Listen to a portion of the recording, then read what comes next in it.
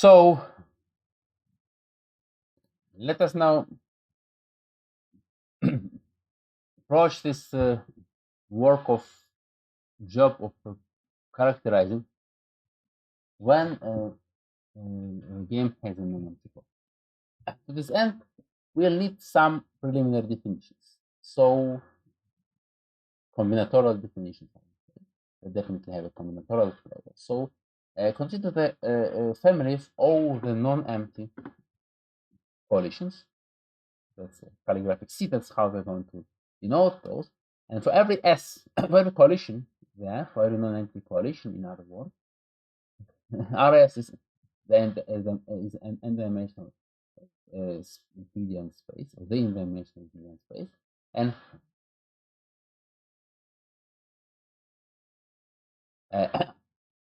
this characteristic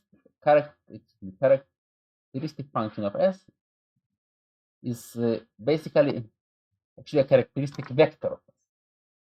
So it's a vector which is 1 at the element in S and 0 otherwise. So now, having defined those basic notations, let us look at the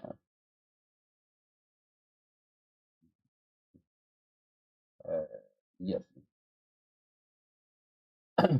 Let us define the notion of a balanced collection of weights. It's something extremely abstract. So a collection of weights for each coalition is a balanced collection of weights if the total sum of those characteristic vectors is exactly the characteristic vector of the grand coalition. In other words, if for each player the total sum of the weight of the coalitions where this player is present is exactly 1. And then examples, there are some nice examples, just simple examples.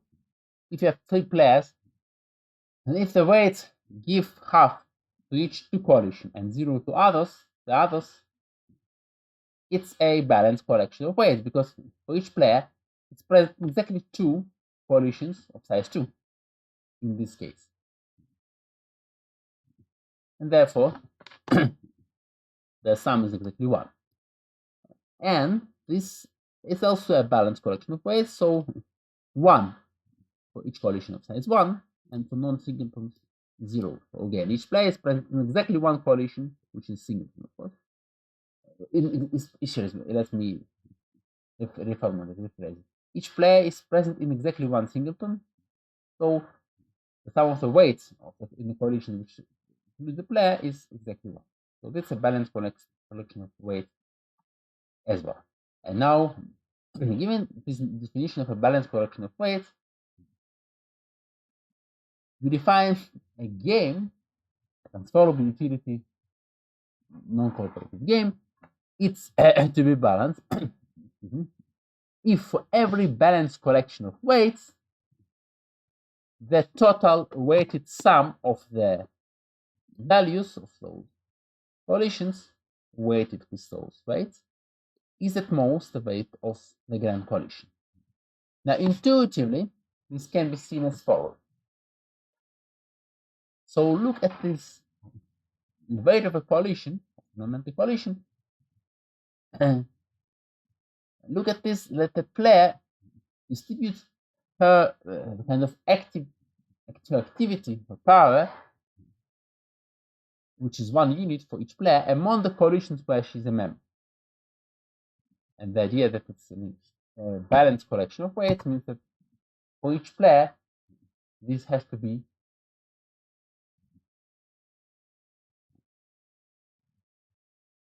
exactly 1.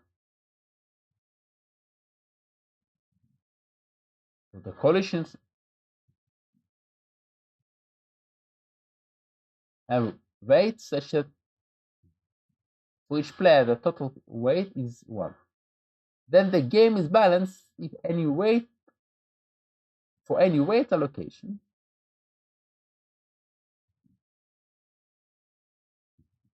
the total of what the players can get you say so play collision S to the extent of lambda S and so on for each collisions, which are non-empty, is at most V. That's the idea of being balanced. Yeah, quite a vague thing maybe, but maybe not. But let's now finally formulate the classical theorem by Bondareva and Shapley, sometimes called Shapley-Bondareva. Basically, they proved this separately. Bondareva was the first, but she did this at the right side, right geographically. It was the wrong side, but it was the eastern side of the Iron Curtain. She didn't know, and Shapley didn't know of one another. So she proved this first, but the first to prove this in the West was Shapley. So it's sometimes called Shapley. Bondareva, anyhow, it's this theorem independently discovered by those two people. And that's the simple theorem that given a game, its core is non-empty if and only if and this game is balanced.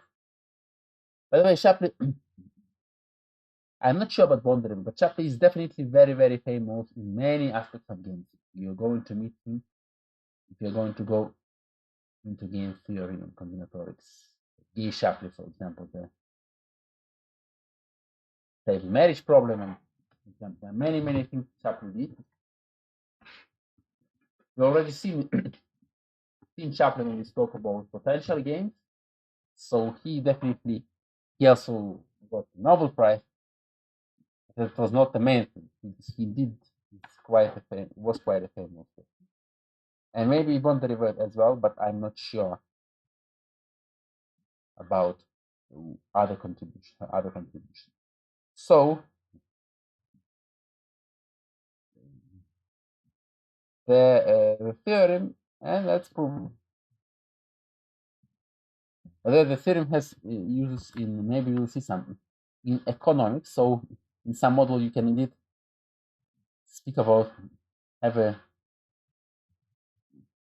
practical value to practical understanding to the core, and then you indeed can analyze quite practical models using this theorem. And so let's prove first one of the directions is easy, and that's the direction which is easy is that if the core is non-empty, then this is a balanced game. So assume that the core is non-empty, so take something in the core.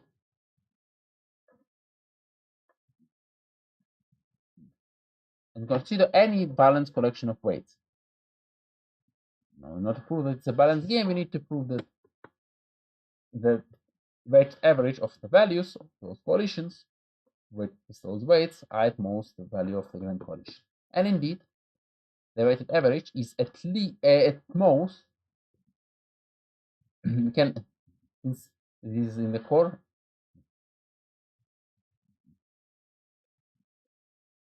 then each xs is at least vs, then we exchange the order of summation. So we sum of all the players, and each player sum those weights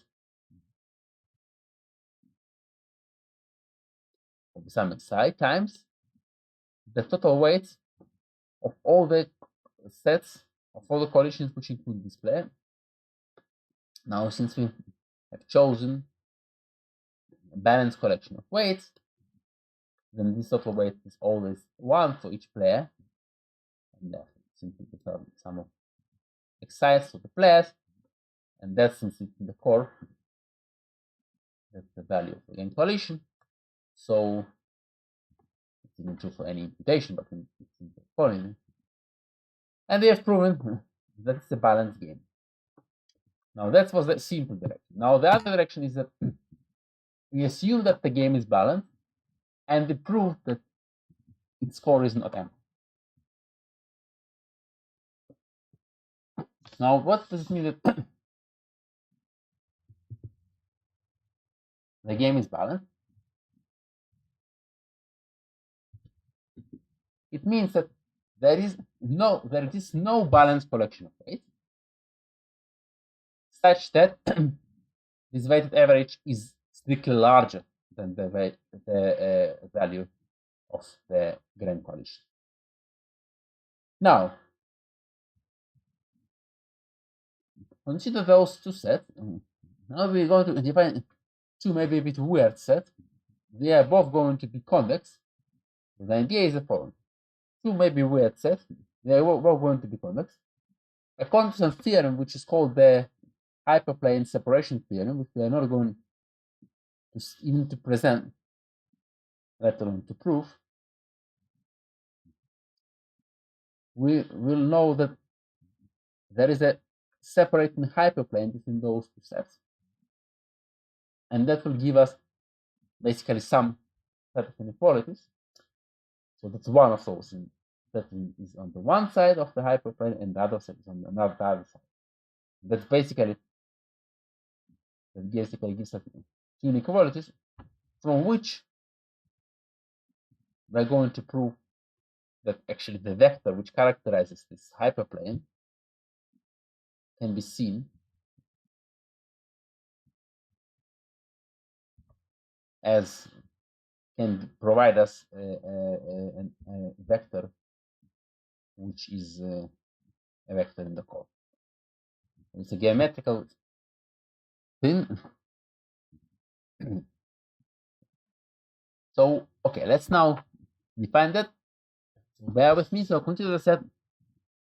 So it's first a characteristic vector of the grand coalition, Rn, and then a number, the value of the grand coalition plus some epsilon. It can be done for any positive epsilon. It's important that it's done for any positive epsilon.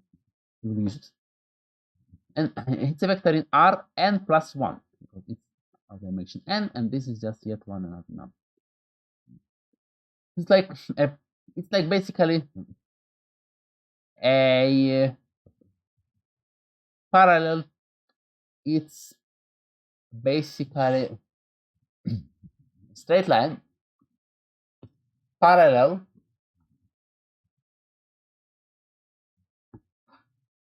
to the n plus 1 axis, and in particular it's convex. We can now formally prove it, but it's kind of intuitive, but let's prove it formally.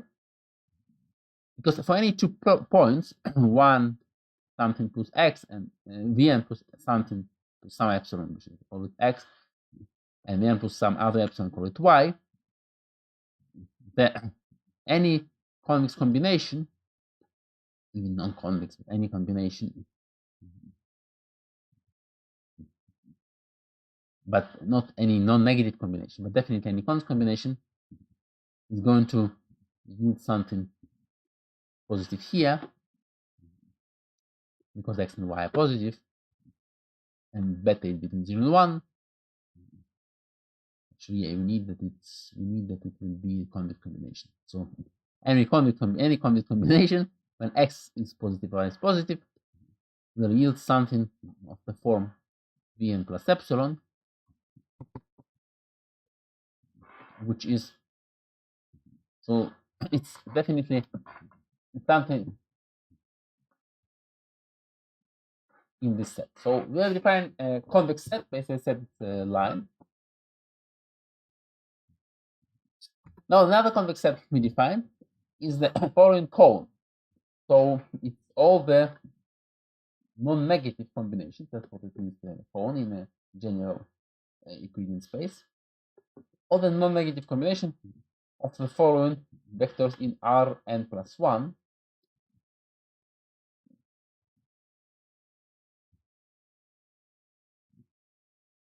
So the characteristic vector of S, I remind that it's a vector in Rn, into that way S. It's 1, otherwise it's 0, but it's a vector in Rn, not in Rs. We work with vectors in Rn. So plus one other number, so it's something in Rn plus 1. And we make a non-negative combination with any lambdas, any numbers. That's the definition. For any non-empty coalition. since it's a convex, it's convex. Now this sets a disjoint. Why? Because otherwise it means that if they're not disjoint, there is some common point. So there is some point where this one n is equal to this combination. Now it would mean that lambda s is a balanced collection of weights, but Vn plus x, Vn plus epsilon plus something positive being equal to this combination means that this combination is strictly larger than Vn. And this is something we assume it doesn't happen. So we use the assumption that the game is balanced. So there can be no intersection between those two convex sets. And then this set is joined. Then by the separating hyperplan theorem, we can look at the reference to the theorem, which is also not proven there, but it's referred in the book by Osborne and Rubinstein. And you're welcome to take a look at that theorem, but we don't do it here. There is a separating hyperplane. What does it mean? It means that there exists an R vector in Rm times R, so a vector in Rm plus 1, which is not a zero vector. Let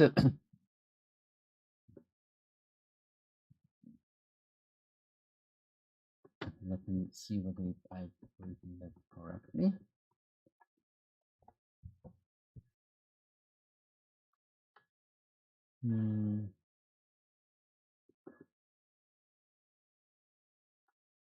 Yes. Okay. Which is not a zero vector.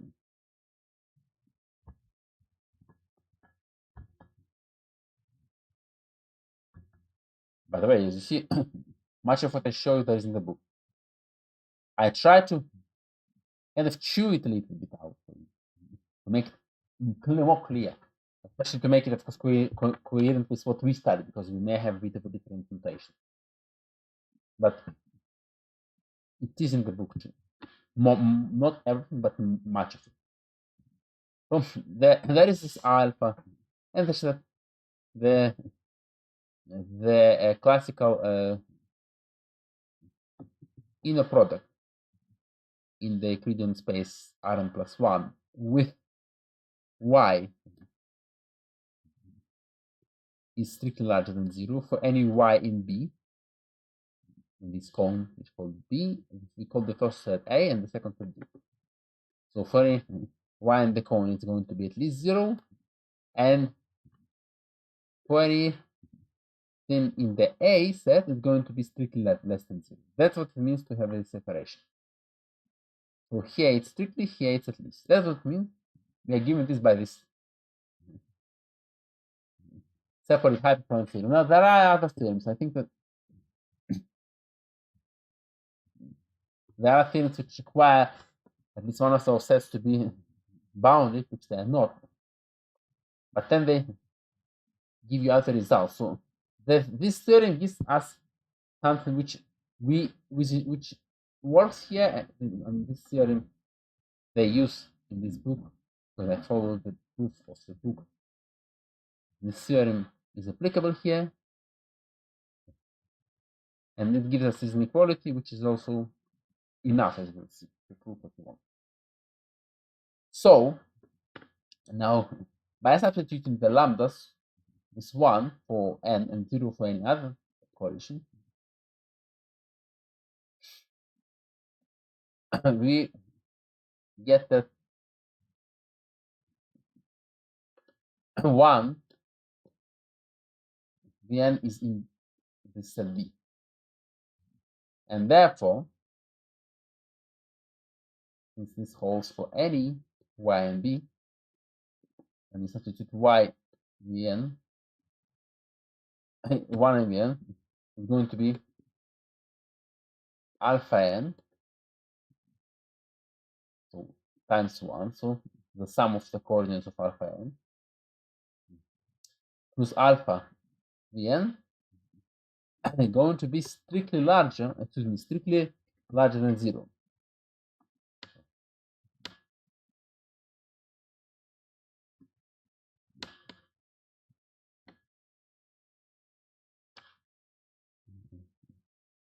Excuse me, I think I'm confused here. No. We've substitute lambda im equals to 1 and we've obtained something in B. Now, since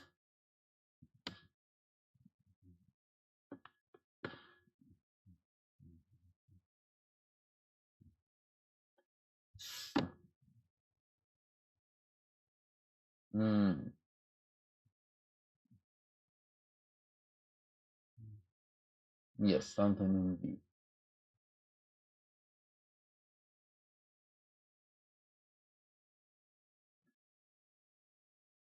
Okay. So look, we use this the fact that the leftmost part is expression is larger than the rightmost.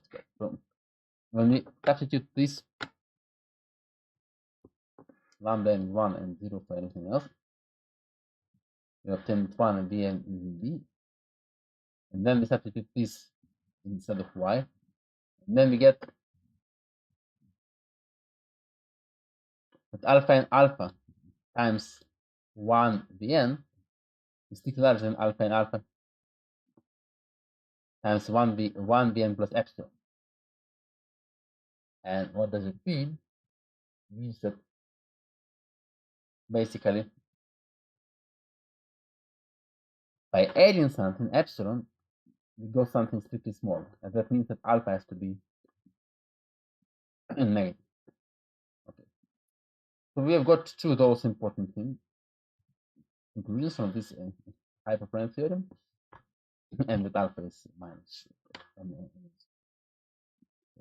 now we put them in the frame so that we won't forget. So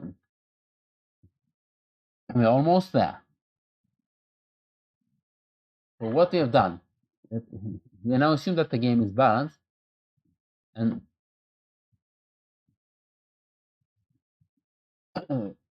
using this operation theorem, we have arrived at the fact that there exists some alpha and alpha in Rn times R, which is not the zero vector, such that we have this set of inequalities, and also alpha is strictly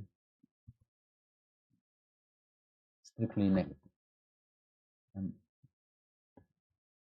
I need to fix to make this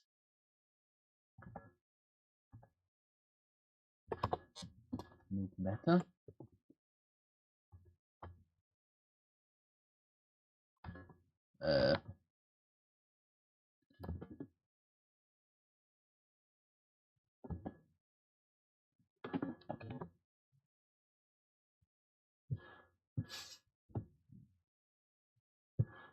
So now, as promised, you use this alpha and alpha to define this vector which will be in the core. So define let x be alpha n divided by minus alpha. We can divide it, but because minus alpha is strictly negative, so it's not 0. Now for any s in calligraphic C, for any non-empty coalition, 1s and bs is in B, because substitute those lambda to be 1 for B and 0 for everything else. And therefore, the leftmost inequality in this framework and in this one implies that the following.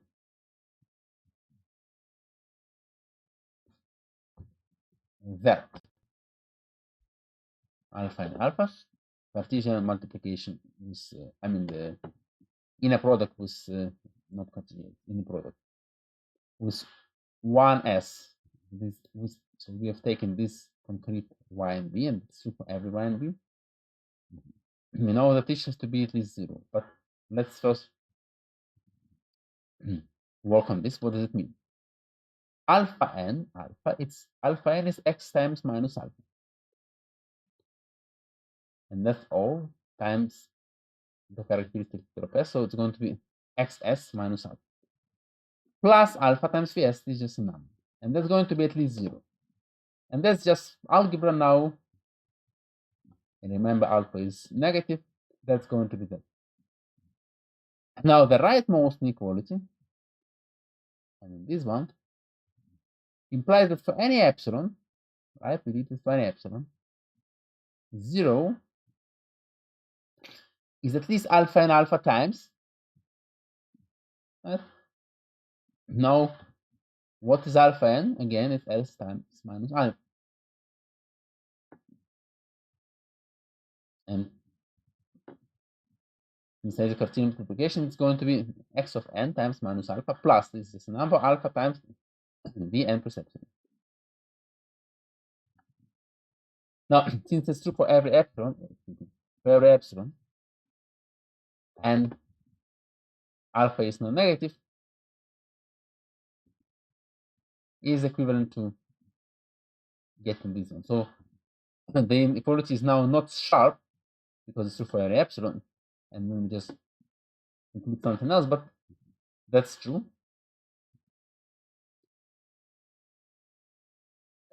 And therefore, together with, so we have got that x of s is at least v of s, and x of vn is at least x of n. Now, since s of s is at least v of s for any coalition, it's in particular true that x of n is at least v of n, and since x of n is v of n is at least x of n, it means that v of n is equal to x of n, plus, for any coalition we know that the total of x is at least the value of its coalition, and therefore this vector x, which we define here, is indeed in the core. So that game has a non-empty core. And we have proven that the game is balanced. So we have, let's go quickly over the proof. So that was a simple direction. The complicated direction was to define two sets, prove that they are both convex and disjoint, using disjoint part needed is that the correction is that the game is balanced. And then we use this theorem, which gives us inequality, which gives us the possibility to define the vector, which we proved is in the code. Quite complicated technically, but it was reasonable. Okay, was actually an important theorem, is definitely reasonable. So let's recap what we've done. We've defined imputations, which are very reasonable, and then we said that it almost always exists. So the set of imputations is almost never empty. But the refinement, which is called the core, can be empty. Imputations can be empty too, but extremely unreasonable to have them empty. But the core can be empty, and we've characterized when it's empty. So this is then we needed to define a balanced collection of weights, which let us define the balanced game. And then we've proven the Bondareva-Shapley theorem, which is the classical theorem here, is that the core is non-empty if and only if the game is bounded. Excuse me, balanced. Oh, balanced, of course. Balance. Wow. I'm not defined. It's just a type. My apologies. If and only if the game is balanced. And yeah, let's wait till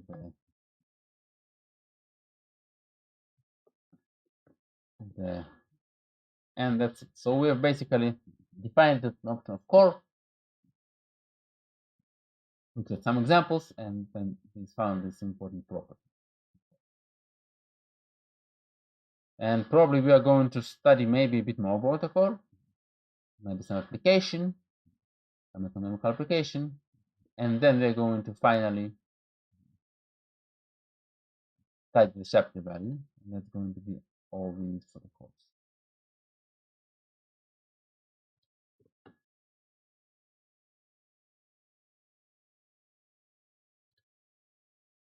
Okay, you can only if the game is balanced.